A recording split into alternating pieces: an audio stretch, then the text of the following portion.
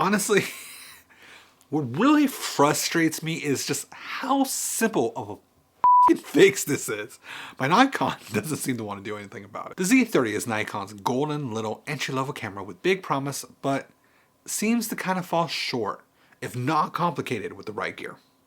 Aimed for up-and-coming content creators, the Nikon Z30 comes with 4K 30 capabilities and limitless record time. Now, these features alone are sometimes not found in most cameras, and for Nikon to put something into an entry-level camera is honestly a huge win, but the biggest problem that I have with it is it just doesn't work as you think. Now, before we get into that, I'm sure the first thing you're going to be asking is, Joe, why do I need endless recording in the first place? So that's a fair question, okay? So like most times people are recording like 20 to 30 minute sections. But there are going to be times as a creator where you're going to be able to need to record longer than that. Interviews, weddings, events. You can't just stop in the middle of a wedding and be like, oh, hold on, I got to change a battery. Like you need to be able to record for potentially like an hour or longer. Another perfect example is if you're a streamer. If you're streaming, you don't need to necessarily be recording. You just want your camera to be up, powered, pushing out 4K video for maybe 2 hours, 3 hours. And yes, depending on what platform you use, whether it's Twitch or YouTube, some could do 4K, some can't. But that shouldn't limit what the camera you bought should be able to do.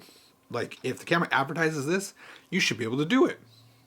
So yeah, there's going to be plenty of scenarios. So we established why you need to have longer run times or record times. So what's the real issue? Like, you got memory and constant power. Those are the two big issues. Now, while memory cards and power adapters can really work to resolve most of these issues, it's how Nikon handles the power management that causes the third problem. And like most cameras, it's overheating. For any camera to record 4K 30 or higher, it takes a lot of memory and takes a lot of power. Now, depending on how the camera handles these things, whether you're resolving it with bigger memory cards or even a power adapter, the Nikon Z30, like a lot of other mirrorless cameras, it has overheating issues, and honestly, it wouldn't be as bad if Nikon didn't market the camera as a straight photography camera. What the hell? But the Nikon Z30 is really an all-around creator camera. It's video-centric. There's no EVF. It's super lightweight, and they talk about vlogging and streaming from it. And they advertise endless recording. So, like, I see is that I've had this camera for a year, and I really want to use it to its full potential. So when I'm recording long-form video for, like, YouTube or streaming at 4K, the camera shuts down at 45 minutes and I get this little overheating error. So there's 3 ways we can solve this problem. First one is Nikon's way. This is the stupidest one. Actually, this shouldn't be the stupidest one. This should be the one that works, but it doesn't. Then there's step 2. Manual intervention. We'll get there. And then finally, there's this. I don't like I have to resort to this. I mean, it's great and it makes sense, but that shouldn't exist because of this. Okay, so let's talk about it. Nikon's process. Nikon suggests using a USB-C cable for power delivery. Plug it into an adapter and plug that in directly to your Z30. They built in USB power delivery. Like, it's the same method you could charge a camera or battery. But because of this internal process, heat builds up in the camera, resulting in overheating. Now, Nikon says the battery is not used during this USB power delivery option, but you can't run the camera with the battery installed. And that's really where the problem begins. So like GoPro had the same issue, and they recently did a firmware update where they no longer required the battery to be installed into the camera body, so that way you could power it via USB power delivery. Nikon hasn't done this update. They actually haven't done a firmware update for like a year now. And this seems like it'd be a great fix because you're able to hollow out the body just a little bit, so that way heat could disperse out from the battery area and also help reduce the internal heat that's being held up in the camera itself. So let's talk manual intervention. There are different types of cooling devices like you see here. So Ulanzi is one of the brands that makes these type of cooling devices. There are others out there that people have third party you can buy on AliExpress or on Amazon.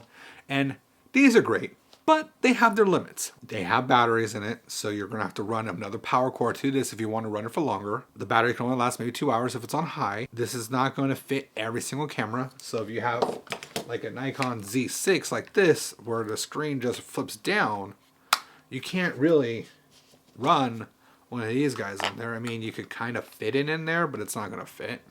Also, too, that they tend to not stick on as well. Like, there's some that you can mount in a full, like, rig, which I guess that works, but, like, they're few and far between. So you have a risk of it falling off after a certain period of time, unless you somehow engineered it to not fall. Given that Nikon's recommended process does not work, I honestly had to look for another option. And the manual intervention was cool, but it doesn't work. Let's talk about option 3. It's a dummy of a situation. That's a horrible pun. Don't let me say puns again. Dummy batteries.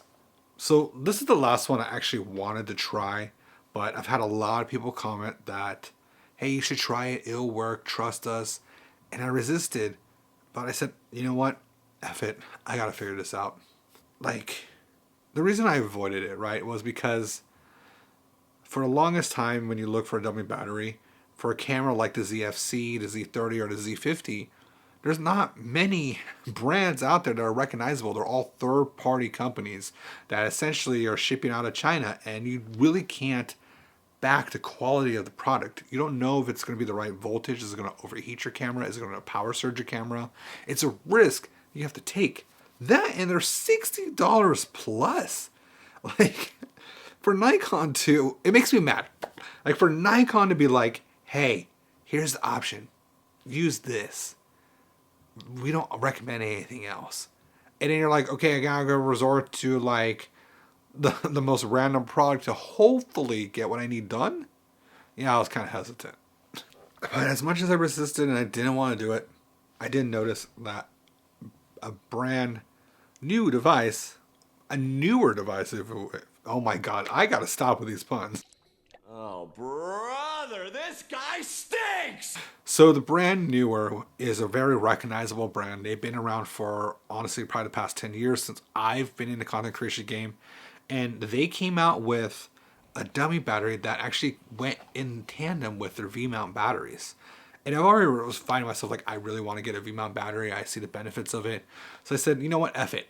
Let me buy this dummy battery. And honestly, it worked. I fell in love with it. It was a more expensive option, of course. I mean, it was $30 for just the adapter and then, you know, the battery itself, but it works. Like, I'm able to run my camera almost 6 times over and have no overheating issues whatsoever. The battery itself, because it's not running power through the USB, like through the motherboard and stuff like that, so there's no heat caused in there, and any of the heat that's actually being caused from energy is in the battery itself, and it's outside of the camera body. And you're probably wondering, like, well, why would I need to use a battery if I'm at home? If it works, if you're going to do a 4-hour stream and you're going to use your camera, you're going to record a big wedding, like, think about this, right? If you are out and you're recording on a rig and you're doing video, like an interview on site or even like a wedding, you can mount this battery to your camera rig and not have to worry about your camera overheating or stop filming during that time. Unless, of course, you have a memory card issue, but that, you know what I'm saying? You don't have to worry about power and you don't have to worry about overheating.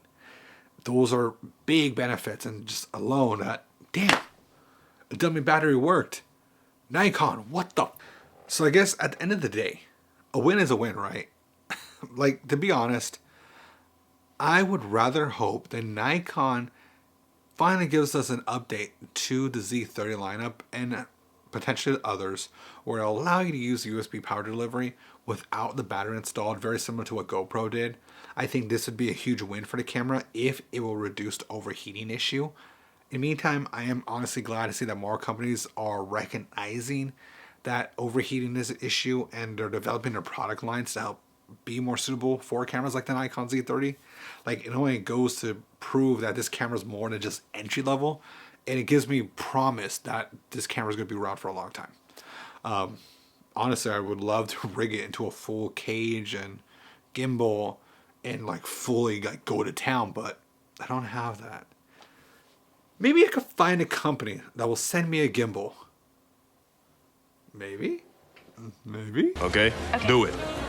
Do it. All right. Do you think these are viable solutions to solve overheating? A dummy battery versus a cooling camera versus power delivery? I would love to know your thoughts, or even if you're using your own kits right now and similar stuff, leave it in the comments below. I would love to get more information from your experience. Otherwise, leave like a simple hi. Tell me that you're listening. It shows me that you care and gives me the warms and fuzzes. As always, I'm Joe. This has been Matzo XL. I want to catch you guys next time. Peace. Seriously, a dummy battery solved my issue.